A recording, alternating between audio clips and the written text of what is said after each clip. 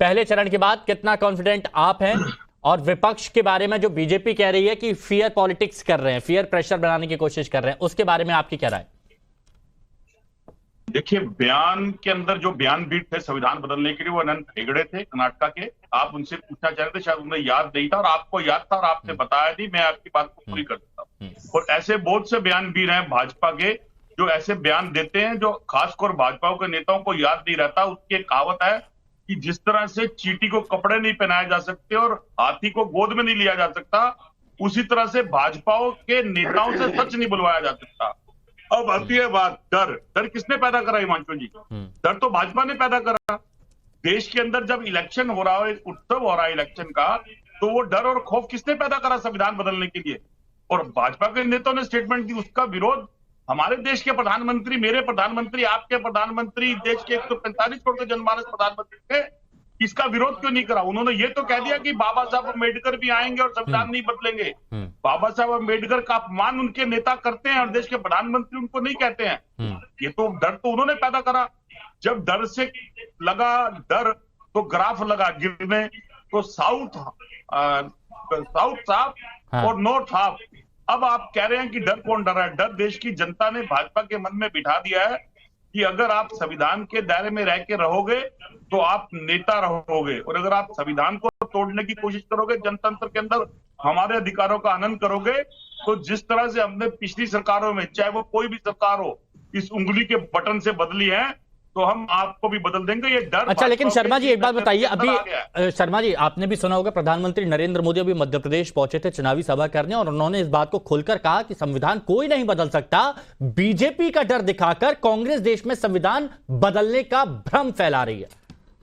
मैंने अभी आपके सामने एक उदाहरण दिया था ना कि चींटी को कपड़े नहीं पहनाया जा सकते और हाथी को गोद में नहीं उठाया जा सकता, और भाजपा के नेताओं से सच नहीं बुलवाया जा सकता। तो देश के प्रधानमंत्री सच बोलते कहाँ है?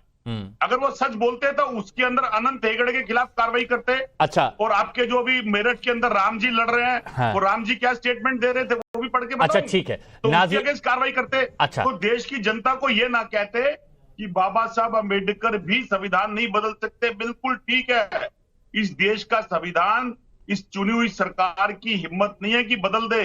तो फिर आप लोग क्यों डर दिखा रहे हैं? अच्छा, ये अब आप खुद मान रहे हैं, ये आप कह रहे हैं ना कि देश की चुनी हुई सरकार की हिम्मत नहीं है कि वो संविधान बदल दे, तो फिर क्यों बार बार ये कहा जा रहा है कि ये जीत गए तो संविधान बदल देंगे? भैया बिल्कुल वो इसलिए कहा जा रहा है क्योंकि विपक्ष होने के नाते। एक मिनट शेखर जी, बहुत इंपॉर्टेंट पॉइंट है, एक मिनट। हाँ, क्यों कहा जा रहा है? कहा जा रहा है कि सरकार के जो कृतकर्म है जिसमें उनकी मंशा संविधान बदलने के लिए है और देश के प्रधानमंत्री और गृह मंत्री चुप हैं, ये बात देश की जनता तक पहुंचे, इसलिए जिम्मेवारी विपक्ष खूबी से निभा रहा है। नहीं, आप लोग तो बहुत कॉन्फिडेंस के साथ विपक्ष कह रहे हैं ना कि ये आ गए तो संविधान बदल देंगे। आप लोग तो कॉन्फिडेंस के साथ कह रहे हैं ना कि ये आए तो संविधान बदल जाएगा, बदल देंगे, राजतंत्र शुरू हो जाएगा, लोकतंत्र खत्म हो जाएगा। देश के अंदर हिमांशु जी संविधान लिखने के लिए देश के हर लोगों ने अपने प्राणों की आहुतियां दी। अच्छा, मतलब आज कम से कम ये बात अच्छी लगी। शर्मा जी सुनिए ना, आज कम से कम ये बात करने की कोशिश मत करिए। मैं सही बताइए, मैं तो कितना हर किसी को अच्छा वक्त दिया मैंने, आपने खुद बोला। और एक मिनट शर्मा जी, ये बात दर्शकों को यहां पर समझनी होगी कि आपने इस बात को माना है कि कोई भी चुनी हुई सरकार संविधान नहीं बदल सकती। आपने भी माना कि नहीं बदल सकती? बिल्कुल, मैं अभी भी कह रहा हूं, अगर कोई हिटलर शायद अपनाना चाहे, फिर भी क्योंकि नाजिया इलाही खान अंदर इस देश की जनता की ताकत है। हाँ शर्मा जी, फिर भी चूंकि नाजिया इलाही खान अधिवक्ता भी हैं, जो 102 सीटों का था वो भाजपा के अहंकार को तोड़ रहा है। ठीक है, ये आपका कॉन्फिडेंस है, ये बहुत अच्छी बात है, कॉन्फिडेंट रहना भी चाहिए। नाजिया इलाही खान, क्योंकि आप अधिवक्ता भी हैं, क्या संविधान बदलना आसान है जैसा विपक्ष वाले कह रहे हैं कि ये आ गए तो संविधान तो इस बार बदल ही गया, 101% बदल गया? देखिए, संविधान बदलना आसान नहीं, नामुमकिन है, कोई नहीं बदल सकता है। हाँ, संविधान के आर्टिकल 44 को जिसने नहीं मानने की कसम खा के रखी है उसको मनवाया जरूर जाएगा। कॉमन सिविल लॉ ये किसने लिखा है भाई? आर्टिकल 44 में। अब आप मेरी बात कंप्लीट होने दीजिए। आप कांग्रेस के पर एक बार ये तो बोल दीजिए कि जो भाजपा के नेता हैं बोल देते हैं कि आप हमें 400 के पार पहुंचा दीजिए, हम संविधान बदल देंगे, क्या वो पढ़े लिखे नहीं है? अत्याचार किया। क्या उन्होंने पॉलिटिकल इंटेलिजेंस साइंस की डिग्री रखी है? जो देश में घुसपैठिया आए हुए और देश का बुरा करने वाले अजमल कसब जैसे और बुरहान जैसे लोगों के समर्थन में खड़ा होता है।